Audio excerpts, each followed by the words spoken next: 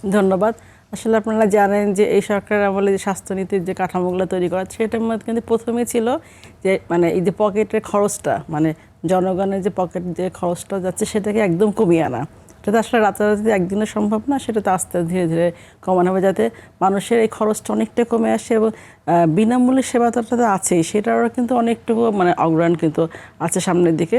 এবং সাথে health card করা, ডিজিটাল হেলথ কার্ড করা এবং উপজেলা লেভেলগুলোতে আপনার ল্যাব স্থাপন করা, মানে এই মানে যেখানে সরাসরি যে সেবাটা পাবে মানুষের দোরগোড়ায় স্বাস্থ্যসেবা পৌঁছে যাওয়া।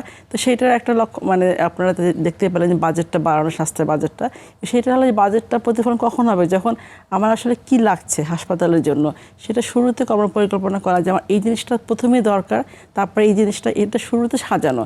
তো এই তাহলে কিন্তু অনেকটুকু আমরা পুরো বাজেটটা খরচ করা যায়, যে হাসপাতালে যে বাজেটটা আসে সেটা কিন্তু সবাই মিলে একসাথে কাজ করতে হয়, যে ভাবতে হয় যে আমার এখন এই বছরে আমার এই জিনিসটা সবার আগে দরকার, এই মেশিনটা দরকার বা এই ওষুধটা দরকার। সেটা শুরুতে সাজিয়ে যদি কাজটা করা যায় তাহলে কিন্তু বাজেটটা যতটুকু আসে সবটুকু কিন্তু পুরোপুরি খরচটা করা যায়।